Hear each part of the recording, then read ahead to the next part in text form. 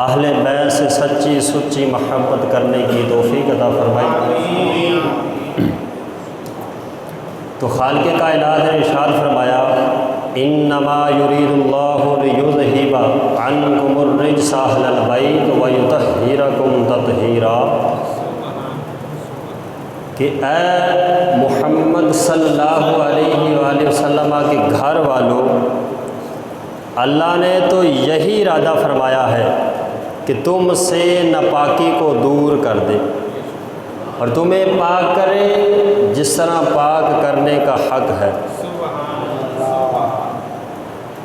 آئیے اس کی وضاحت تفسیر کی روشنی میں کہ خالق کائنات فرماتا ہے انما یرید اللہ لیذہب عنکم السوء والفحشاء یا اہل محمد صلی اللہ علیہ وآلہ وسلم، اے محمد صلی اللہ علیہ وآلہ وسلم، خالق کائنات تو یہی چاہتا ہے کہ تم سے برائی اور بے حیائی کو دور فرما دے،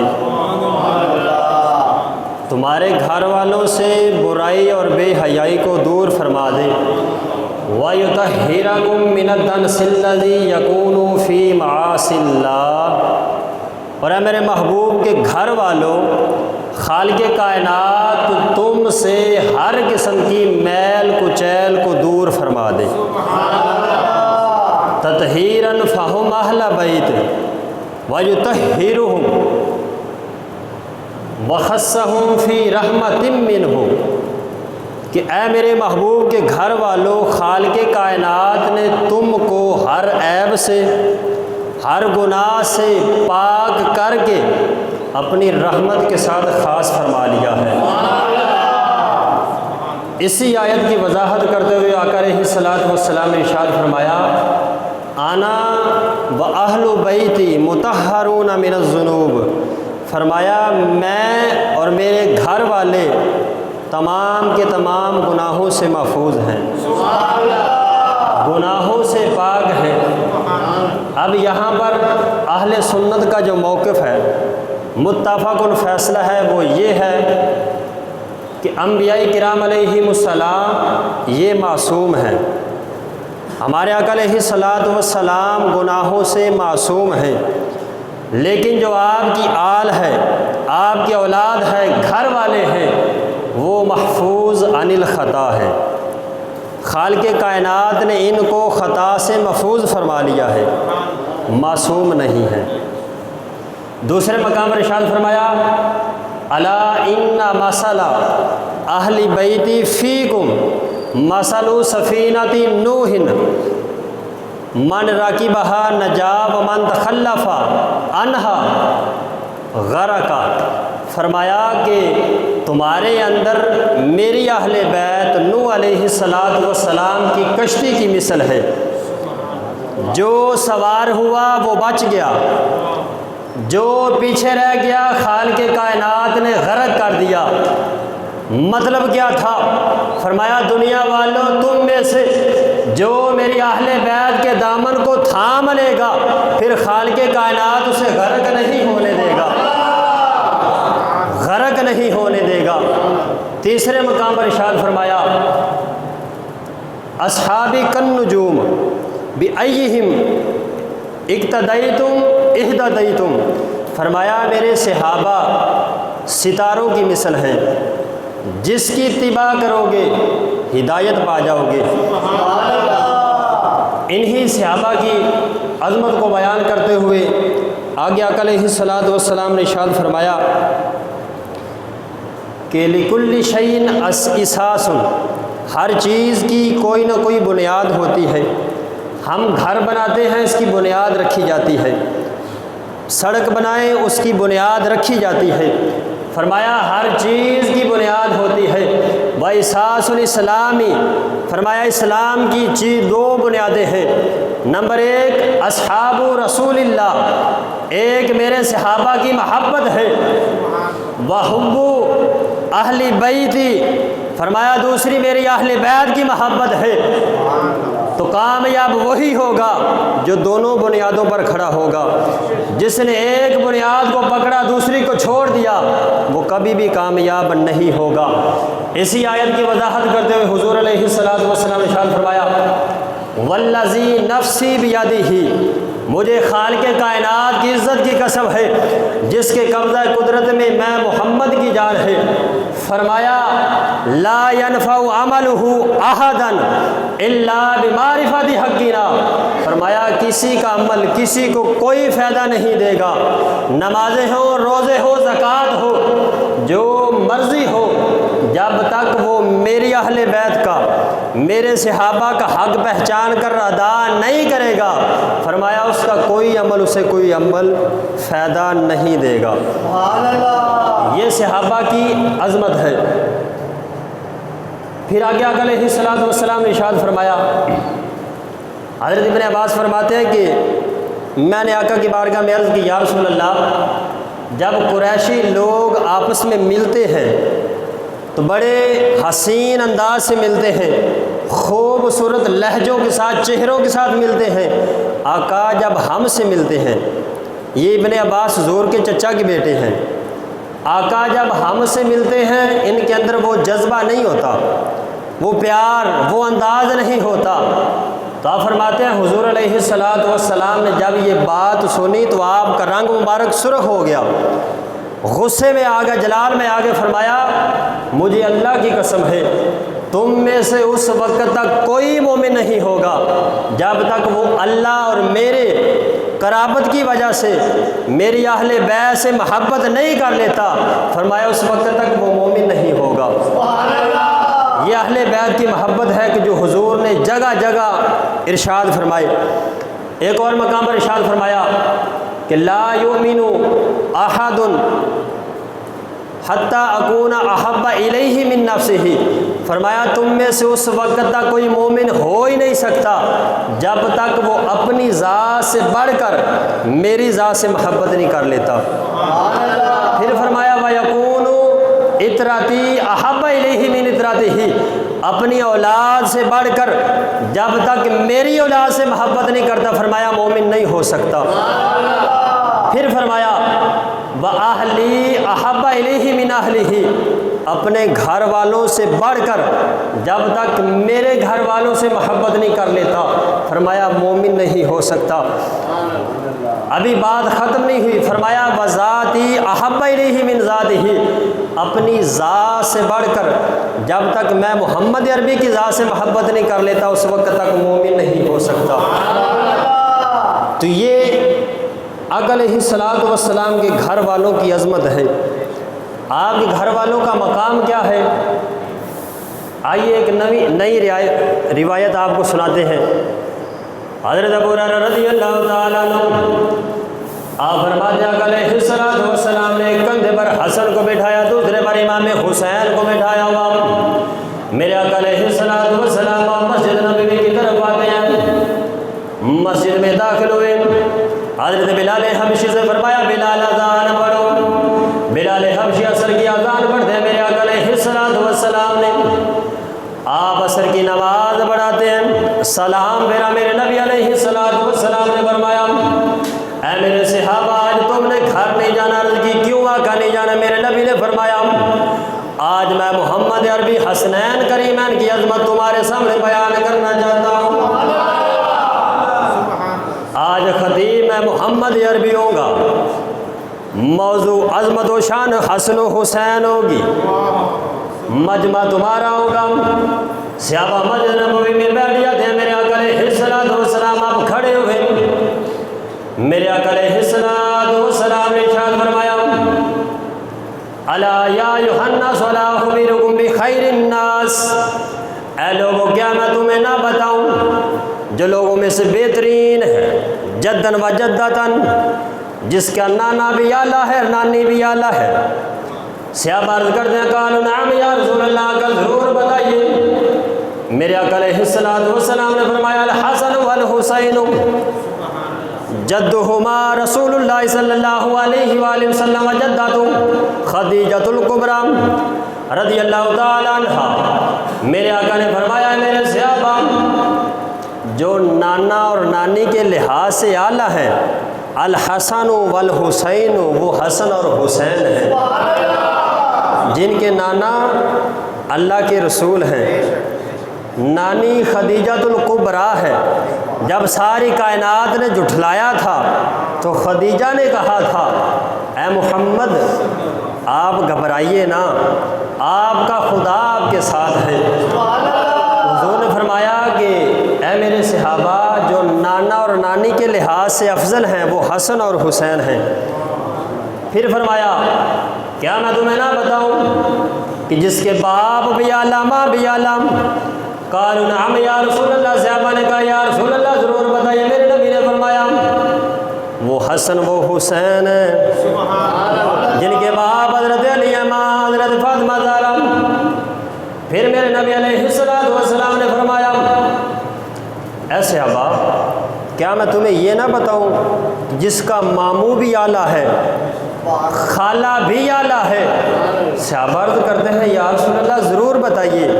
فرمائیے وہ حسن اور حسین ہیں، ان کے ماموں قاسم ہیں، ان کی خالہ زینب ہے جو کائنات میں سب سے افضل ہے۔ پھر فرمایا اے صحابہ، کیا میں تمہیں نہ بتاؤں کہ جس کا چچا بھی اعلیٰ ہے، پھوپھی بھی اعلیٰ ہے؟ صحابہ عرض کرتے ہیں آقا ضرور بتائیے۔ فرمایا وہ حسن اور حسین ہیں جن کے چچا جعفر ہیں اور پھوپھی حضرت ام ہانی ہیں۔ فرمایا کائنات میں سب سے افضل ان کے چچا اور ان کی پھوپھی ہیں۔ پھر آگے فرمایا وجدہما فی الجنۃ، حسن اور حسین کے جو نانا ہیں وہ جنتی ہیں۔ وجدتہما فی الجنۃ، ان کی نانی بھی جنتی ہے۔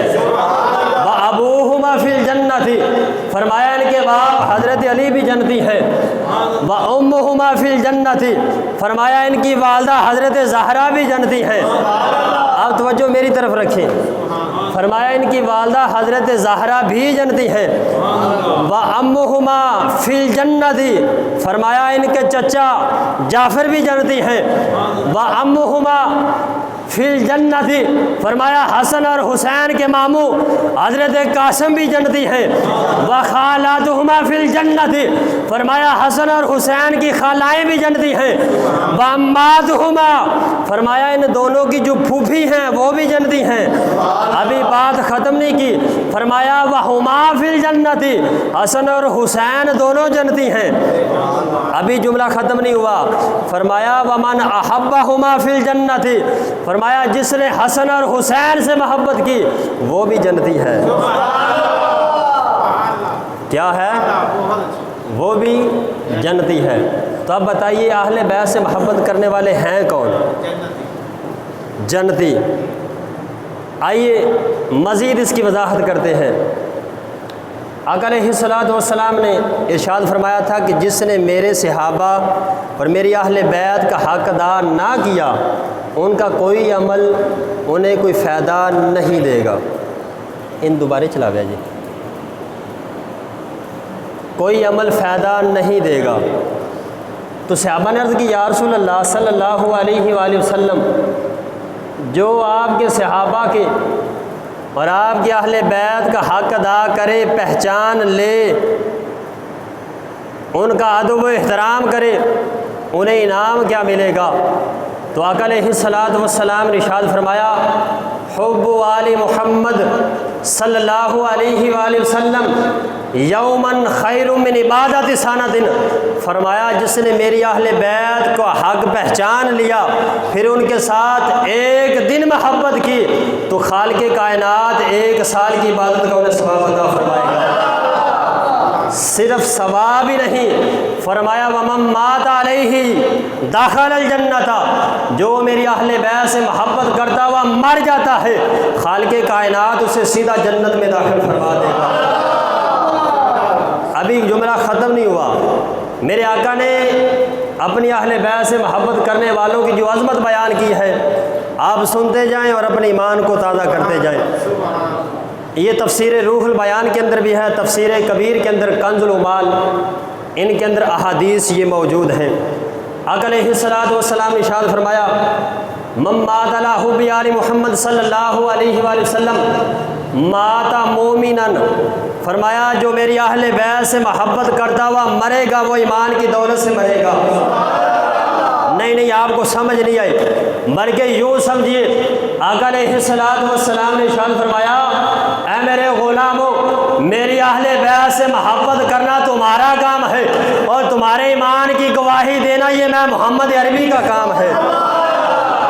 پھر فرمایا وَمَن مَّاتَ عَلَىٰ حُبِّ آلِ محمد صلی اللہ علیہ وآلہ وسلم مات تائباً، فرمایا جو میری اہل بیت سے محبت کرتا ہوا مرے گا خالق کائنات اسے توبہ کی توفیق دے گا، پہلے وہ توبہ کرے گا، موت اسے بعد میں آئے گی۔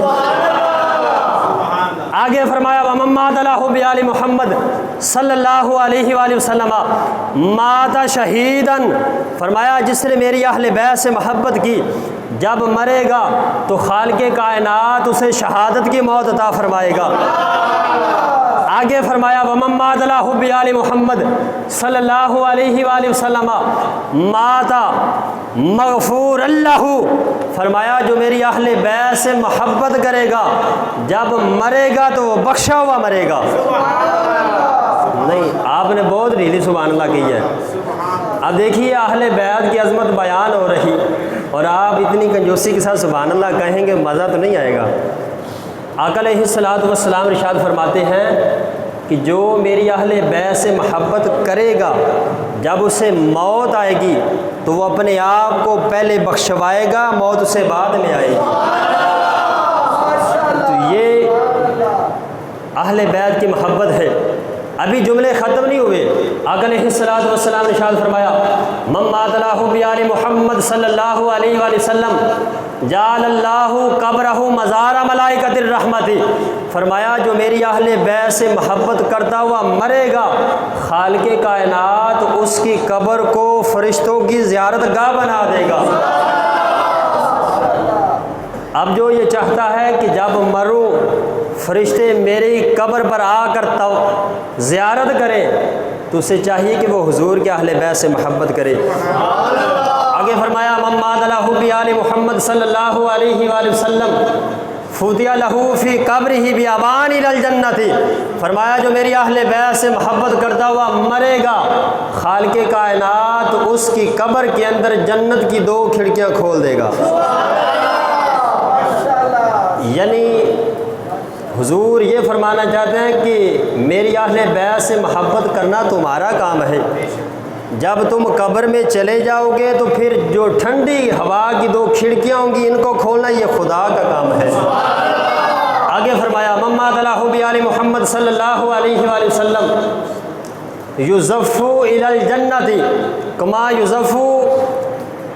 یزف العروس الی بیت زوجہا، فرمایا جو میری اہل بیت سے محبت کرتا ہوا مرے گا اس کو جنت میں اس طرح پروٹوکول کے ساتھ لایا جائے گا جس طرح نئی دلہن کو پہلی رات بڑے استقبال کے ساتھ شاندار طریقے سے اس کے شوہر کے گھر لایا جاتا ہے، فرمایا ایسے ہی جو میری اہل بیت سے محبت کرتا ہوا مرے گا ایسے ہی شاندار استقبال کے ساتھ اسے جنت میں داخل کر دیا جائے گا۔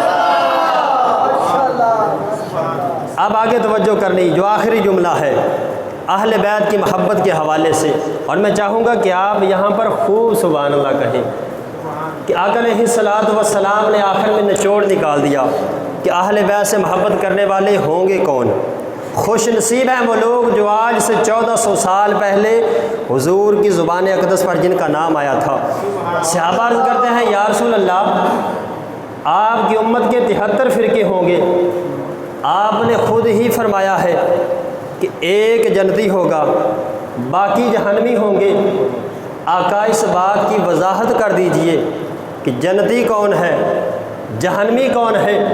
تو سنی آقا علیہ الصلوۃ والسلام نے ارشاد فرمایا اے میرے صحابہ تم نے بڑا اچھا سوال کیا ہے، تمہارے سوال کا جواب میں دیتا ہوں۔ حضور فرماتے ہیں من مات علی حب آل محمد صلی اللہ علیہ وسلم مات علی السنۃ والجماعۃ، مات علی السنۃ والجماعۃ آپ سر سنی ہے نا، سنی ہے نا، تو پھر سبحان اللہ نہیں کہی آپ نے؟ حضور فرماتے ہیں مات علی السنتی والجماعتی، فرمایا میری اہل بیت سے محبت کرنے والے اہل سنی ہوں گے، فرمایا جو اہل بیت سے محبت کریں گے وہ سنی ہوں گے، ولیس علی من مات حب آل محمد مات الا عذاب القبر ولا شدتی یوم القیامتی، فرمایا جب سنی مرے گا پھر خالق کائنات نہ اسے قبر میں عذاب دے گا نہ جہنم میں اسے کسی پریشانی کا سامنا۔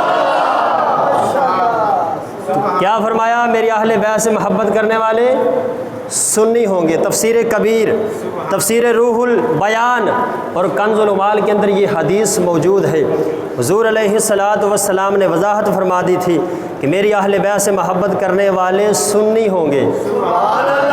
آگے آخری بات، آقا علیہ الصلاۃ والسلام نے ارشاد فرمایا لم یعرف اطرتی والانصار، جس نے میرے اہل بیت کو اور میرے صحابہ کو نہ پہچانا، اما لأحد ثلاث، اس کے اندر 3 عیبوں میں سے ایک عیب ضرور ہوگا۔